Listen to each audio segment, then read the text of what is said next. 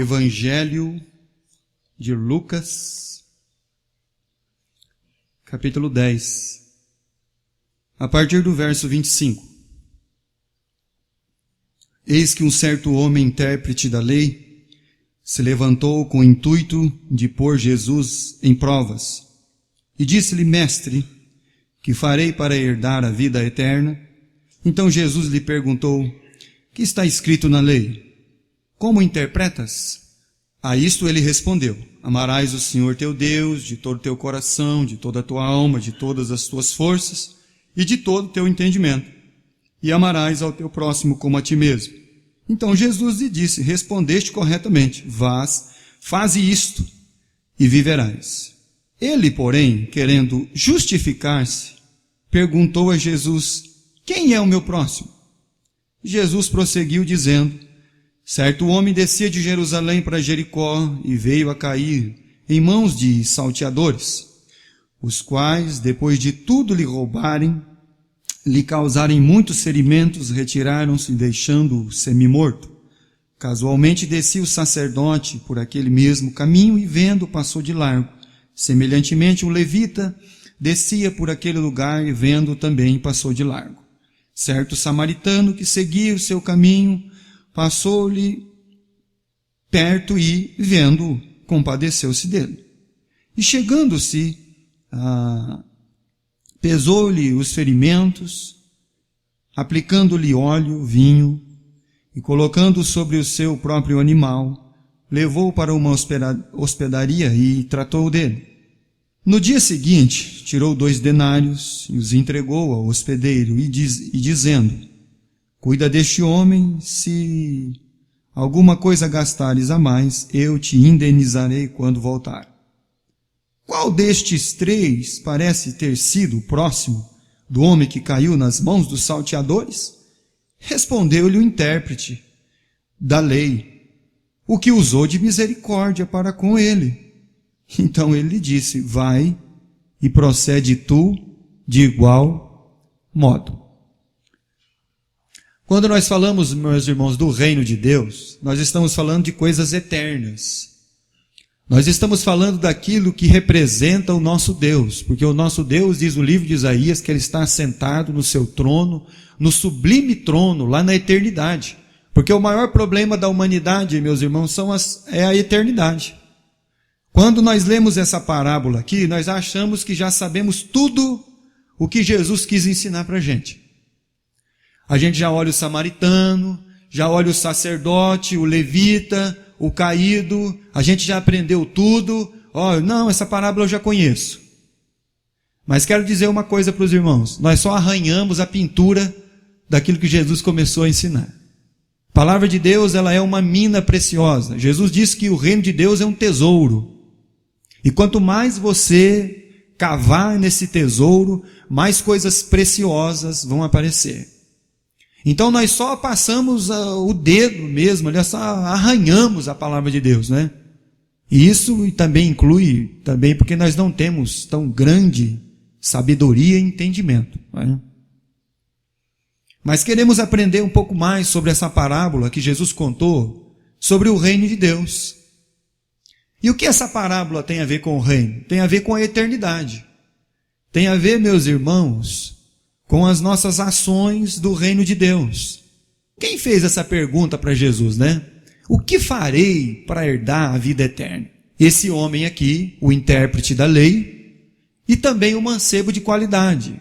A pergunta em si é muito boa. O que farei para herdar a vida eterna? Muito bem, isso aí é uma coisa assim magnífica, porque esse na verdade é o grande problema da existência humana. Agora, por que é o grande problema? Porque é o grande problema, porque quando o nosso representante chamado Adão, ele caiu, então todos nós caímos com ele. Então nós perdemos o quê? A vida eterna. E o que aconteceu? Viver então deixou de ser um fim em si mesmo e passou a ser o meio, pelo qual Deus vai nos encontrar e nós vamos encontrar a Deus para resolver o problema da eternidade. Porque só tem como resolver o problema da eternidade aqui esse tempo, essa circunstância, esse momento da humanidade é aqui e agora. A resolução do problema da nossa eternidade, da humanidade, é aqui e agora. Não tem outro tempo. O homem não vai conseguir resolver o problema da eternidade dele quando ele estiver no inferno. Porque a eternidade, meus irmãos, é a ausência de tempo. É a ausência de tempo longe de Deus. Afastado plenamente de Deus. Então esse é o grande problema que a humanidade ela tem. E aí Jesus então conta essa parábola, porque a Bíblia ela vem nos mostrar um homem que tem uma intenção bem clara. Ele veio com uma intenção claríssima. Colocar Jesus à prova. Mas quando nós falamos que a questão da eternidade, ela só pode ser resolvida aqui e agora, vamos um pouquinho para frente aí. Lucas capítulo 16, verso 22 e 23. E se estamos falando do reino de Deus, estamos falando de eternidade. Versículo 22. E aconteceu morrer o mendigo e ser levado pelos anjos para o seio de Abraão. Morreu também o rico e foi sepultado. Versículo 23. No inferno, estando em tormentos, levantou os olhos e viu ao longe Abraão e Lázaro no seu seio. Verso 26. E além de tudo, está posto um grande abismo entre nós e vós, de sorte que os que querem passar daqui para vós outros não podem, nem os de lá passar para nós.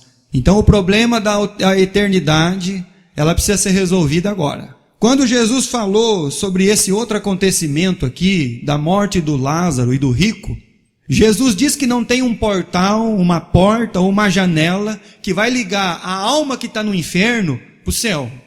E aí então o rico pedia para o pai Abraão que enviasse então o Lázaro para falar aos seus irmãos. Porque esse lugar aqui é um lugar terrível. Mas aí o pai Abraão então deu então aquele conselho. Eles têm os profetas e a lei. Eles precisam ouvir. Então o grande problema da humanidade precisa ser tratado. Quando? Agora. Hoje.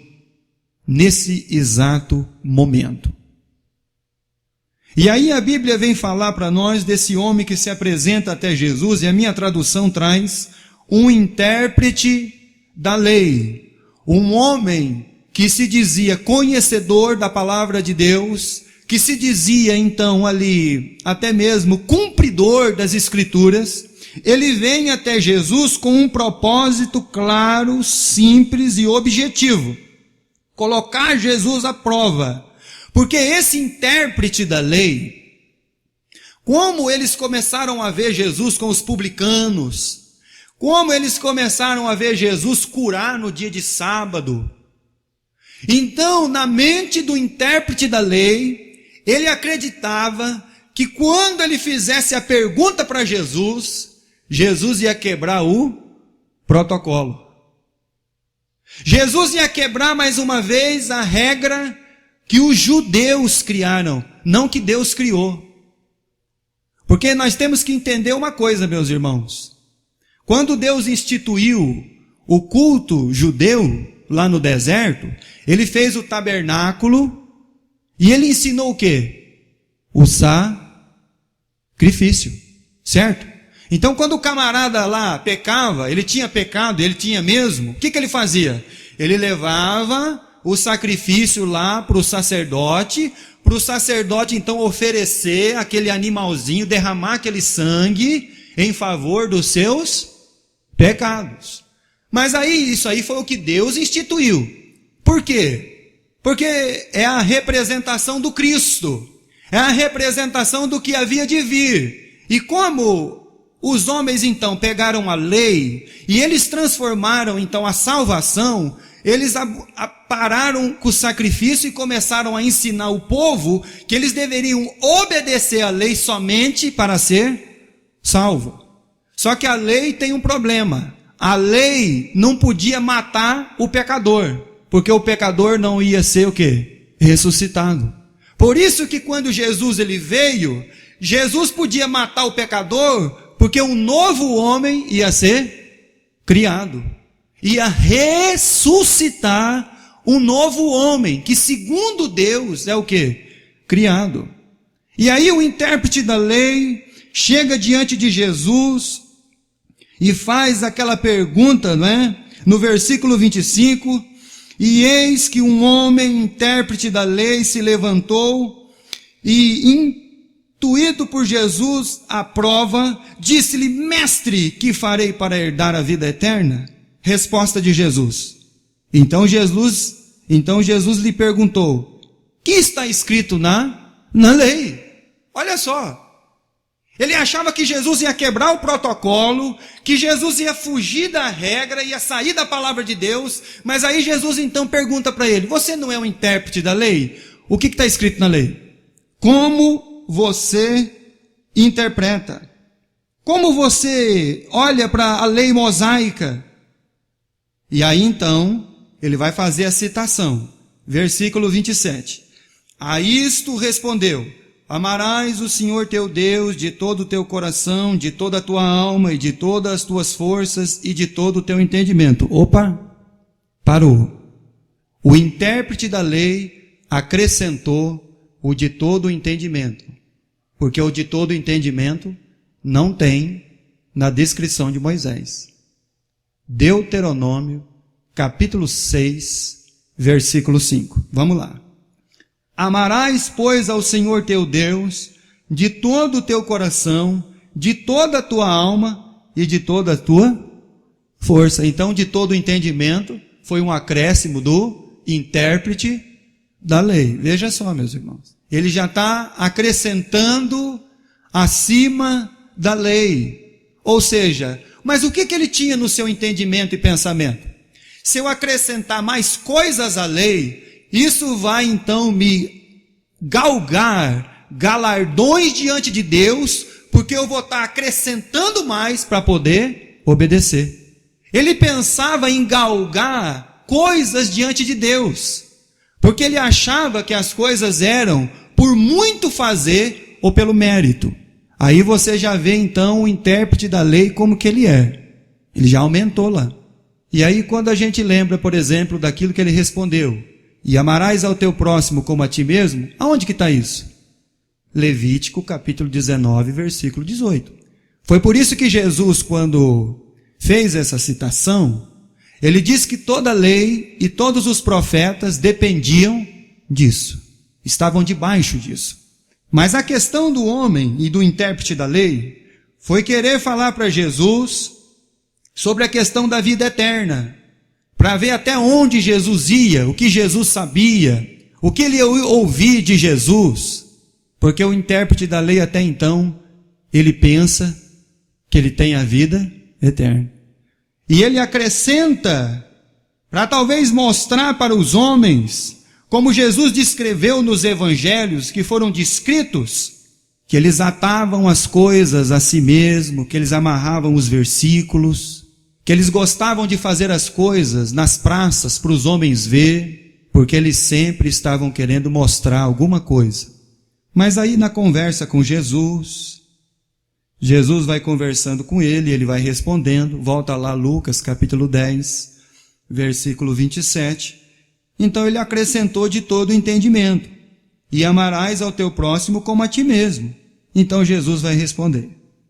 Verso 28. Então Jesus lhe disse: respondeste corretamente. A resposta foi correta. Vamos terminar o versículo. Faze isto e vi. Então Jesus quis dizer o que para ele? Você pode conhecer toda a lei, você pode ter decorado toda o Torá, você pode ter decorado na sua mente os 150 salmos, versículo por versículo, você pode ter tudo aí dentro da sua mente decoradinho, mas você não faz isso. E você está morto. Porque ele achava que somente o saber já lhe traria uma vantagem e algo sobre si que angariaria crédito diante de Deus, então ele estava tranquilo. Mas quando Jesus respondeu para ele, disse assim: olha, Você respondeu corretamente, certinho. Agora vai, faz isso.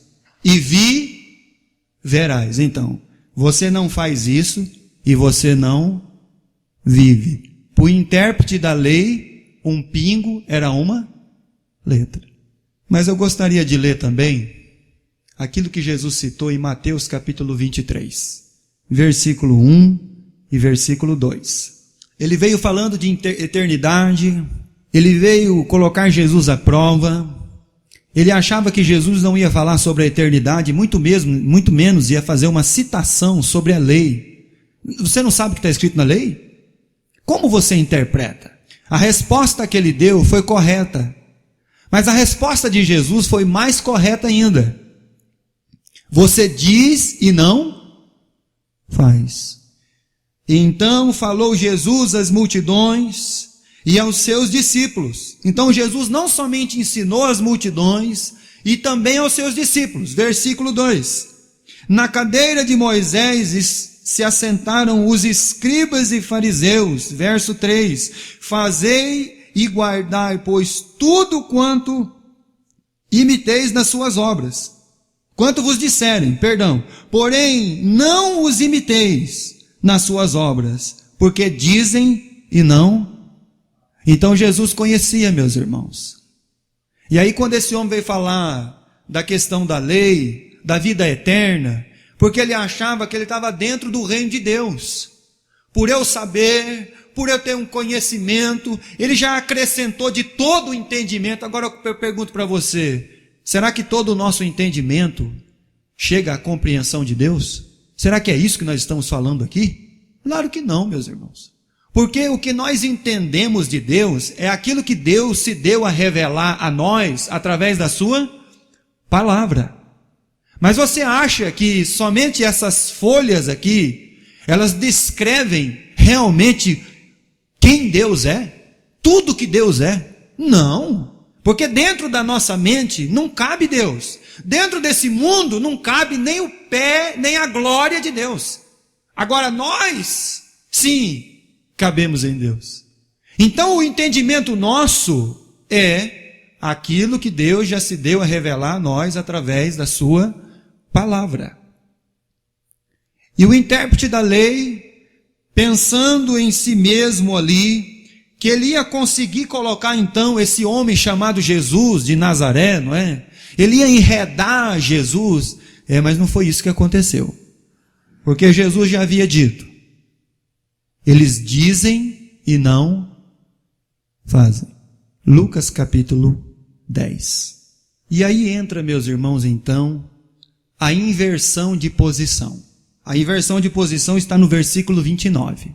Aquele que veio para colocar Jesus à prova, quando ele conversou com Jesus, quando ele fez a questão com Jesus, Jesus respondeu. Olha, Jesus não fez outra coisa a não ser responder. Mas Jesus cresceu tanto diante dele, mas tanto, que esse homem, meus irmãos, ele se deu conta de com quem ele estava falando. Que ele não estava falando simplesmente com o rabino da Galileia. Que ele não estava falando com o Nicodemos. Não. Quando Jesus responde para ele assim, faz isso e viverás, ele foi colocado no tribunal de Deus. E aquele que veio para acuar Jesus, acabou acuado.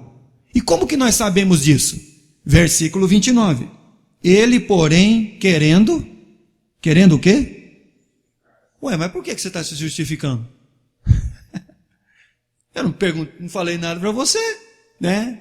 Está parecendo aquelas crianças que quando você chega, você olha para ele e já fala assim, não fui eu. Ah, mas o que você... Não falei nada. Falei que foi você. Não te acusei. Não falei o que você... Ué, né? E querendo justificar-se, ou seja, ele se sentiu, meus irmãos, num tribunal. E as palavras daquele que ele foi falar de vida eterna, colocou ele no tribunal. Ele se sentiu tão pequeno. Ele olhou para ele, meus irmãos, e colocou o gabarito da vida eterna e disse assim, não deu. Porque o gabarito da vida eterna, meus irmãos, é amar a Deus sobre todas as coisas e ao seu próximo como a ti. E quando Deus colocou o gabaritinho nele, sem muito esforço, ele se sentiu um réu e condenado, porque eu não faço o que eu acabei de falar. E Jesus está tratando de coisas eternas, meus irmãos, da nossa vida. E isso é algo muito importante para os filhos do reino de Deus. Porque muitas vezes nós achamos que são as coisas que a gente está fazendo. E aí a gente não vai ser diferente do intérprete da lei, que vai amarrar versículo aqui, vai amarrar versículo aqui, vai colocar os largos filactérios, vai sair desfilando. Vamos mostrar uma espiritualidade para as pessoas que nós não temos. Vamos falar coisas que nós não fazemos. E aí, uma hora você vai encontrar o Jesus de Nazaré, aquele que vai olhar para você e falar assim: não é você que me põe à prova, filhinho. Sou eu que ponho você na prova. Sou eu que vou testar você. Sou eu que esquadrinho a sua vida. Não é você. E quando esse homem tentou justificar-se, é porque ele se sentiu julgado e condenado. Porque aquele que estava diante dele é aquele que vai olhar para os homens e dizer assim: por que você não fez? Um camarada bem depravado, terrível, foi convidado para ir na igreja, ouvir a palavra de Deus, ele ouviu, e quando ele conversou com a irmã dele mesmo, né? Ele disse assim: olha, aconteceu algo estranho comigo. Ah, por quê? Porque eu não sei o que está acontecendo comigo. Ah, mas como assim você não sabe o que está acontecendo com você? Que é isso? É que as coisas que eu fazia, eu não consigo mais fazer. O que está acontecendo comigo? Aí ele correu lá na igreja para conversar com o pastor.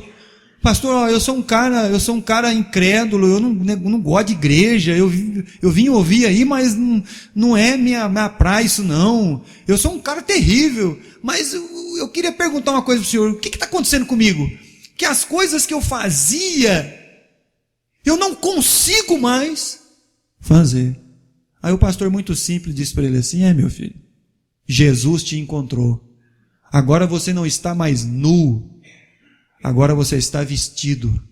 A grande oportunidade do intérprete da lei era erguer a mão como uma criança e dizer assim para Jesus: eu sou culpado, porque eu falo e não faço. Eu conheço toda a lei. E qual é a próxima pergunta que ele vai fazer?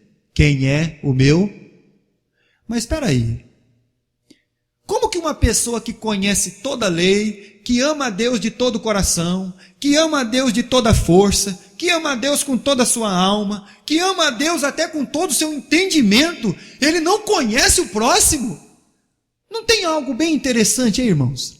Como que uma alma que sabe tudo da palavra de Deus, e aí para se justificar, porque ele não fazia aquilo, ele pergunta para Jesus: quem é o meu próximo? Gálatas capítulo 2, e versículo 16, ele diz assim, Gálatas 2, 16, sabendo contudo que o homem não é justificado pelas obras por isso que quando Jesus falou para ele: faz isto e viverás, ele se sentiu condenado, porque ele só sabia da obra da lei, mas ele nunca fez, praticou, viveu. Aquilo não estava nele, meus irmãos. E quando o Senhor dos senhores e o Rei dos reis e o juiz de toda a terra que estava diante dele, olhou bem para ele e disse assim: faz isso e viverás. Ele ficou apavorado, porque ele disse: como é que ele sabe que eu não faço? Como é que ele sabe que eu estou morto? Jesus olha para ele e diz assim: faz isso. Ele já se sentiu, então, debaixo de uma condenação. Por isso que Paulo está dizendo aqui: nenhum homem vai ser justificado pelas obras da lei, mas sim mediante a fé em Cristo Jesus. E também nós que temos cridos em Cristo Jesus, para que fôssemos justificados pela fé em Cristo e não por obras da lei, pois por as obras da lei ninguém será. É por isso que ele tentava justificar-se. E quando Deus vai falar de eternidade, meus irmãos, a eternidade ela salva a relação e não somente o indivíduo sozinho. Por que ela salva a relação, irmãos? Ela salva a relação porque quando nós caímos, a nossa relação com o Pai ficou comprometida. Então Deus ele não salva somente o indivíduo, ele salva a relação, a comunhão. E aí Paulo ele diz então, olha, não é isso que vocês estão fazendo, porque pelas obras da lei vocês não vão ser justificados. E o intérprete da lei, quando foi ali, arguido por Jesus, tocou mesmo dentro do seu coração ali, da sua mente. Mas aí uma outra pergunta vai surgir dentro do coraçãozinho dele. Lucas capítulo 10. Quando Jesus disse assim, olha, a resposta está correta no versículo 28, faze isto e viverás. Versículo 29, porém ele querendo justificar-se perguntou a Jesus, quem é o meu próximo? A pergunta que surge, meus irmãos, no coração e na mente do intérprete da lei, não é o que eu vou fazer para herdar a vida eterna. Como eu sei que eu tenho a vida eterna? A pergunta que surge dentro do coraçãozinho dele, não é o que ele vai fazer, porque também o mancebo de qualidade havia também dito para Jesus, o que eu hei de bom fazer para herdar a vida.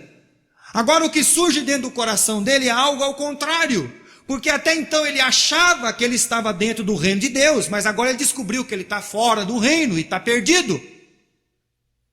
Então a pergunta é, como eu vou saber que eu sou salvo? Porque ele se sentiu condenado, perdido, diante do tribunal que Jesus colocou ele. E a pergunta é, então como eu sei que eu sou salvo? Então Jesus mostrou para ele o quê? O gabarito. E o gabarito estava onde? Na lei. Amarás ao Senhor teu Deus de todo o teu coração, de toda a tua força, de toda a tua alma. Ele acrescentou de todo o entendimento. E amarás ao teu próximo como a ti mesmo. O gabarito era esse. E quando ele pegou a vida dele e colocou no gabarito, falhou. Então como eu sei que eu sou salvo? Evangelho de João capítulo 17. Evangelho de João, capítulo 17, versículo 3. E Jesus ele diz, e a vida eterna é esta, que conheçam a ti o único Deus verdadeiro, e a Jesus Cristo a quem enviaste. Isso é vida eterna, meus irmãos. Conhecer a Deus. E como que eu conheço a Deus? O que diz João? Em capítulo 4, versículo 8. Aquele que não ama, não conhece a Deus, não conhece a Deus, não conhece a Deus. Aquele que não ama, não conhece a Deus, porque Deus é amor. 1 João 4, 8. Quando João foi escrever suas cartas, ele diz assim, só tem uma maneira, meus irmãos, de sabermos que conhecemos a Deus. É se amamos uns aos outros. De outra maneira, nós vamos ser o intérprete da lei, que conhece a lei, mas não faz nada do que a lei manda. Por isso que Jesus então disse a ele, olha, vai lá, faz isso, e você vai viver. E aí Jesus então continua a parábolazinha. Ele continua a parábola, porque quando ele foi indagado na questão de quem é o meu próximo, aí Jesus diz então, certo homem descia de Jerusalém para Jericó e caiu na mão dos salteadores, que roubando tudo o deixaram semi-morto. Passou então o levita, passou o sacerdote, mas quando vinha o samaritano parou, cuidou dele, colocou ele, derramou o vinho, o óleo nas suas feridas, colocou ele no seu animal, levou ele até a hospedaria, gastou o dinheiro com ele e disse ao homem, aquilo que ele mais gastar eu te pagarei quando voltar. E aí Jesus então faz a pergunta que ele fez errado. Não é quem é o meu próximo. Jesus ensinou ele uma coisa e perguntou para ele: qual destes três foi o próximo daquele homem? E ele responde: o que usou de misericórdia. Então o que Jesus quis ensinar para ele e quer ensinar para a gente? Porque a gente tem essas questões da nossa vida. Quem é o meu próximo? Aí Jesus diz assim: não, filhinho, não é quem é o seu próximo, mas é de quem você deve ser próximo. Então, de quem eu devo ser próximo? O que Jesus quis ensinar para a gente, meus irmãos? Que eu devo ser o próximo do caído. Porque se o cara já está caindo ou já está caído, é muito mais fácil eu pegar e chegar aí e empurrar ele para o abismo, certo? Então, para o caído, é muito mais fácil eu chegar e falar assim: não, isso aqui não tem jeito não. Vap! Vai embora. Ó. E aí Jesus diz que não basta ter uma religião, porque o levita tinha religião, o sacerdote tinha religião. Não basta ter uma religião. Aí Jesus diz para o intérprete da lei que não basta ser levita ou sacerdote, mas tem que amar o próximo como a ti mesmo e amar a Deus acima de todas as coisas. Porque se eu falo que eu amo a Deus acima de todas as coisas, então por que eu não gosto do próximo? Então tem alguma coisa errada, irmãos. E a questão do próximo ali, Jesus ele diz assim: não é quem é o seu próximo, mas é de quem você tem que ser próximo. De quem? Do caído, do necessitado, daquele que precisa. Então aí você vai demonstrar realmente em você a vida eterna. Aí você vai mostrar para as pessoas, para o mundo, que você realmente conhece a Deus, que você tem certeza da sua salvação, que você sabe de eternidade, porque a eternidade está dentro de você, porque você conhece a Deus, você ama a Deus e ama o próximo. Mas quando é mais fácil eu jogar o próximo pela janela, então quem que é o meu próximo? O meu próximo é aquele que está caindo num abismo e erguendo a mão e falando assim: me ajuda. Quem é o meu próximo? É aquele que eu vou ter que parar o movimento da minha viagem. É aquele que vai ser mais importante do que a minha agenda do dia. É aquele que quando ligar para mim, eu vou parar tudo que eu estou fazendo e vou lá atrás dele. Porque ele é o meu próximo, porque ele está precisando, ele é o necessitado. Então Jesus ensinou para o homem: a questão, filhinho, não é quem é o seu próximo, é de quem você tem que ser próximo. Então você vai parar a sua viagem, a sua agenda, você vai pegar as suas coisas, você vai gastar o seu dinheiro com aquele desvalido. Você vai gastar o seu tempo, o seu dinheiro com o desvalido, com o religioso que passou por ele e deu a volta, e o outro cheio de religião que passou por ele e deu a volta. Vida eterna, meus irmãos, Jesus está ensinando para esse homem que vida eterna está em nós. Vai e faze isto e viverás. Então quem que é o meu próximo? Atos dos Apóstolos 2, versículo 44 e 45. Todos os que creram estavam juntos e tinham tudo em comum. Vendiam as suas propriedades e bens, distribuindo o produto entre todos, à medida que alguém tinha necessidade. O que eles vendiam, irmãos? Eles vendiam aquilo que a pessoa tinha 3 propriedades. Ele não precisava de 3 propriedades. Ele precisava só de uma. E aí eles repartiam com o necessitado. Qual que é a mensagem da igreja então, irmãos? Repartir. Não é angariar.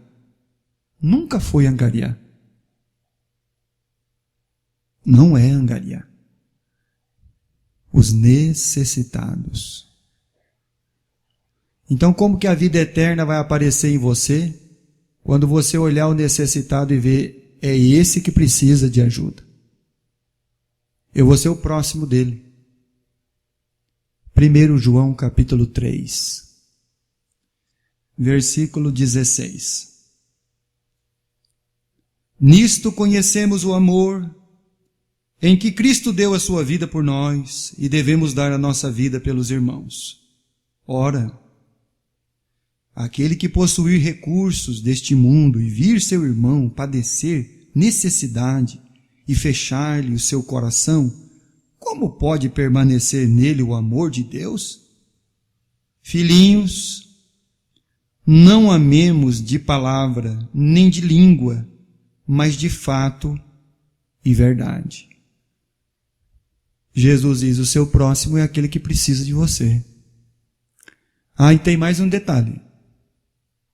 Você não vai ajudar o próximo porque ele merece ou não. Porque quando Deus nos salvou, Ele não nos salvou porque nós tínhamos mérito. Você vai ajudar o próximo porque ele é o que precisa de ajuda. Isso vai mostrar em você a eternidade, o Deus que você serve, o Espírito Santo que habita em você, a nova veste que foi colocada na sua vida, a nova criatura, o novo coração, o novo homem, o novo ser criado, a novidade de vida que Paulo diz lá em Romanos 6, novidade de vida. E aí Jesus, quando terminou de falar para ele sobre o levita, o sacerdote, perguntar para ele, então, quem foi o próximo do rapaz lá que estava caído? Foi o que usou de misericórdia com ele. Então vai e faz de igual modo. Nós já estamos aí em 1 João, capítulo 4, versículo 11. 1 João 4, 11. Amados, se Deus de tal maneira nos amou, devemos nós também amar uns aos outros. Ninguém jamais viu a Deus. Se amarmos uns aos outros, Deus permanece em nós, e o seu amor é em nós aperfeiçoado. Nisto conhecemos que permanecemos nele, e ele em nós, em que nos deu o seu Espírito. Então esse é o testemunho da vida eterna, da pergunta que o intérprete da lei veio fazer para Jesus. Então Jesus por 2 vezes disse para ele: faze isto e viverás. Faz de igual modo. Então Jesus diz: não é suficiente ser religioso. Não é suficiente conhecer toda a lei, mas não conhecer quem é o seu próximo. Essa é a vida eterna. Aquele homem podia levantar a mão e dizer assim: Senhor, eu não sei mesmo quem é o meu próximo, porque eu não faço nada dessas coisas. Ele podia reconhecer, porque o tempo da eternidade é aqui e agora. Não tem outro tempo para resolver a questão da nossa eternidade com Deus. É aqui e agora. Por isso que João escreveu e disse: nisto conhecemos que somos de Deus. Qual que é a grande questão? Faz isto e viverás. Amar a Deus de todo o teu coração, toda a tua alma, toda a tua força. E como diz o intérprete, todo o entendimento. E ao teu próximo como a ti mesmo. Quem é o meu próximo, Senhor? O meu próximo é aquele que precisa de ajuda. E se você é uma alma que tem identificado o necessitado, se você é aquela alma que tem visto o caído, que tem socorrido o aflito, então a eternidade e o reino de Deus já fazem parte da sua vida. E que o Senhor Deus nos abençoe, para não sermos somente intérpretes da lei, mas como diz Tiago, praticantes da palavra.